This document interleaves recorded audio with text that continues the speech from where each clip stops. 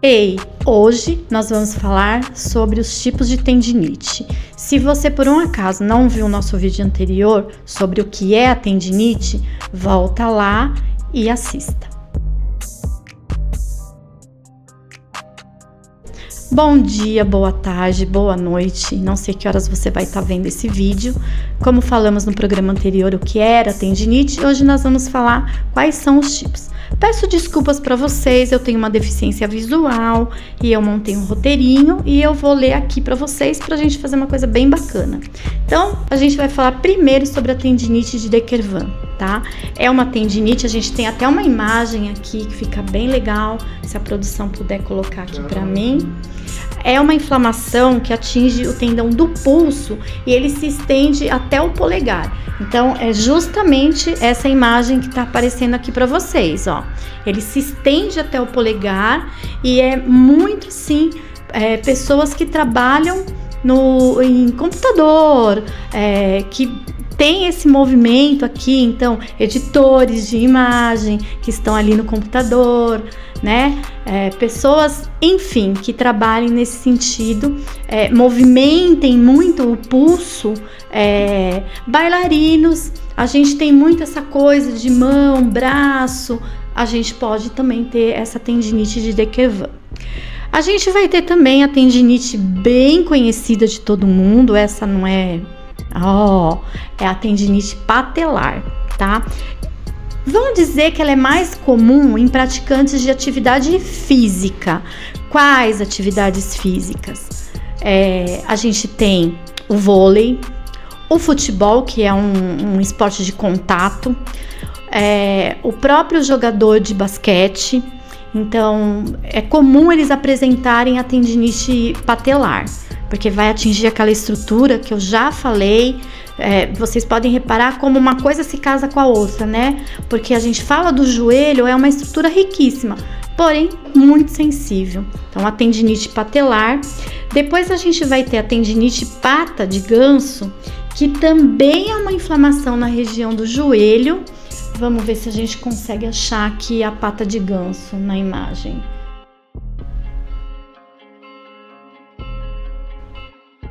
Acho que não, vamos lá. Essa daqui, essa é a tendinite pata de ganso, tá?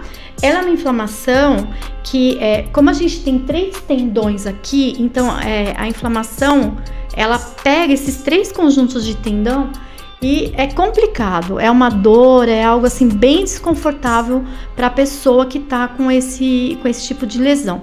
A gente fala que tem o joelho de saltador, sabe aqueles atletas que fazem pulo à distância? Eu acho que esse é o nome, o corredor. Ele vem, corre, corre, corre e cai lá numa areia lá, enfim. Eles têm muito esse tipo de tendinite, porque eles têm um impacto, uma sobrecarga muito grande e acaba tendo isso.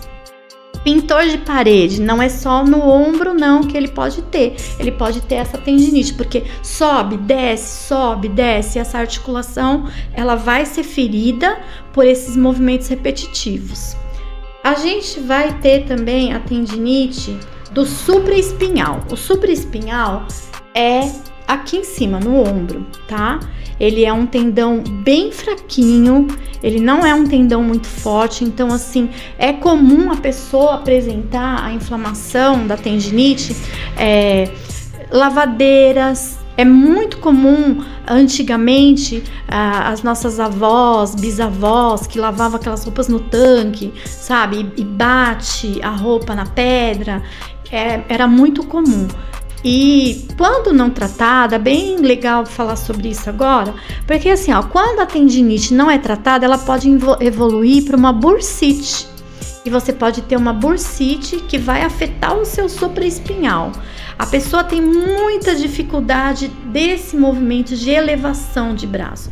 Muito comum em jogadores de vôlei, em nadadores, muito comum.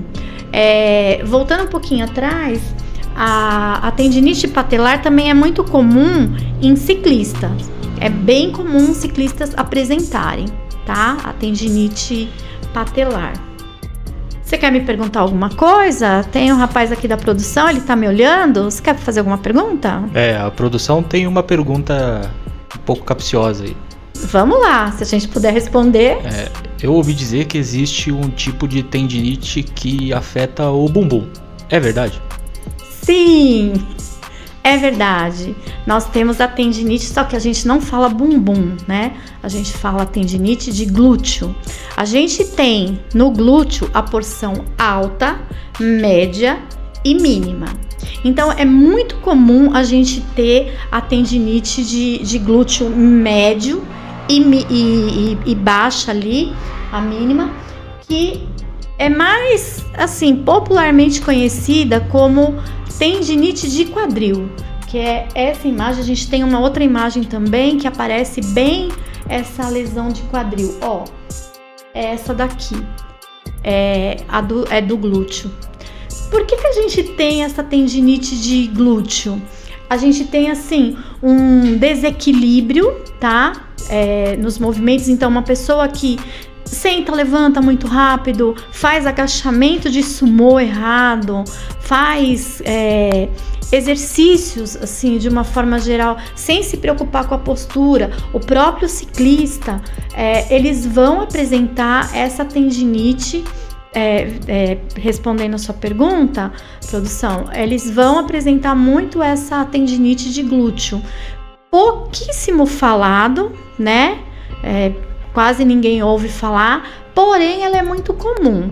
E o grande problema dessa tendinite é que ela leva o paciente a ter, assim, um desequilíbrio. Então ela vai provocando uma fadiga da perna, da musculatura, do quadríceps. Quadríceps é esse músculo mais grosso, mais, né, que a gente tem aqui na coxa. Ela se estende, ela desce, essa fraqueza, essa fadiga desce até o tornozelo, e a pessoa às vezes está andando e ela sente, sabe, já sentiram aquela coisa assim, tá andando, você sente um falseado assim? É por causa da tendinite de glúteo. Então, assim, principalmente nas mulheres, a gente tem que prestar muita atenção se ela não tem um quadro de osteoporose ou de osteopenia. A osteopenia vem antes da osteoporose. Então, assim, percebeu esse desconforto? A pessoa não vai conseguir subir escada, ela vai arrastar a perna, ela vai sentir bastante desconforto no dormir. Quando deita de lado, assim, a pessoa sente muito incômodo. Então, é uma tendinite, assim, que todas elas, né, a gente tem que olhar com bastante carinho, com bastante cuidado, não deixar isso evoluir. Procura seu médico, procura um tratamento, porque, assim, quanto mais você deixar isso ir pra frente, pior vai se tornar crônica, e aí, né, é complicado. Paulinha, uma outra pergunta. A dor da tendinite do glúteo, ela se confunde com uma dor do nervo ciático? Às vezes a pessoa pode, inclusive, narrar que ela tá com a dor no nervo ciático, sim, porque ela vai pôr a mão, e o ciático, ele passa bem aqui no nosso glúteo, e o ciático é o nervo de calibre mais grosso que nós temos no corpo humano. Então, assim, às vezes a pessoa, ela pode sim falar, justamente por essa fraqueza na perna, a dormência, o falsear, a pessoa às vezes pode interpretar como se fosse, ela vai falar assim, nossa, eu tô com uma dor, eu acho que é no ciático, né? Esse quadro de algia, é bem comum as pessoas narrarem que é nervo ciático. Por isso a gente tem que procurar um médico, né? Outra coisa, nós temos... A produção tem mais uma pergunta aí. Bora lá, produção. A síndrome do túnel do carpo, o que é? É uma tendinite também ou não? Ela bom, gente, vamos deixar o roteiro aqui, porque... Assim, a síndrome do túnel do carpo, a gente tem, como eu falei, o supraespinhal. A gente tem um músculo aqui que chama manguito rotador.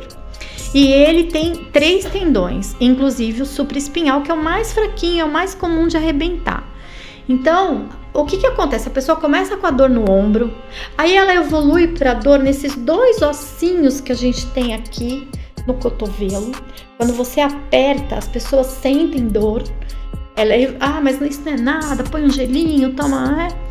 Ela evolui para a síndrome do punho, da mão, e aí não tem volta. Começa aquela inflamação, ela vai crescendo, vai crescendo, vai crescendo, e aí a gente analisando por imagens, raio-x, ressonância, tomografia, raio-x não, me perdoem, ressonância, ultrassom, a gente vai perceber que os tendões e os ligamentos, eles fazem exatamente isso, eles saem de uma raiz nervosa, então eles vão sair, de uma raiz nervosa, eles vão se afunilando, eles vão afunilar e eles vão se inserir aqui. Então a origem dele é lá em cima, mas a inserção dele tá aqui, ele vem para cá, que você vai fazer esse movimento. Então ele é um túnel, se você vê, ele acaba sendo um túnel. Então aí a gente tem a síndrome do túnel do carpo, que infelizmente a grande maioria das pessoas tem que ir para cirurgia. A gente vai ter também assim uma tendinite bem conhecida, que é a tendinite do tendão de Aquiles, que é ali no tornozelo, né? Ele é um tendão grosso também, que pega ali a tíbia e tal. Então a gente tem que fazer. Posso fazer exercício? Deve. Mas não são exercícios com carga, exercícios pesados. A gente tem que começar com alongamentos. A gente tem que promover o alongamento desse tendão. Por exemplo, eu tô aqui com o punho fraturado, o osso rádio, mas eu tenho uma articulação aqui passando, um tendão passando. Então esse movimento, talvez meu não esteja íntegro, eu vou ter que fazer fisioterapia, né, em mim mesma para recuperar esses movimentos. Então assim, a tendinite, os locais, as dores, os sintomas, basicamente dor, e ela vai evoluindo para uma dor incapacitante. A produção perguntou sobre a tendinite de glúteo.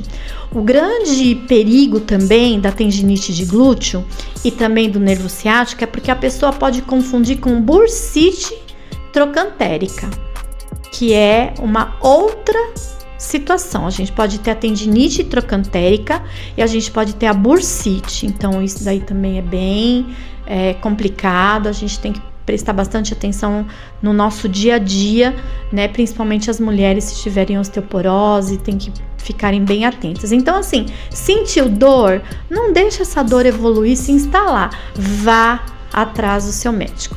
Enquanto isso, a empresa que você trabalha, e eu não tô falando de empresas multinacionais, eu tô falando da padaria do seu João, da farmácia do seu Mané, do açougue do seu Joaquim, uma manicure, o que a gente precisa tentar inserir nesses estabelecimentos?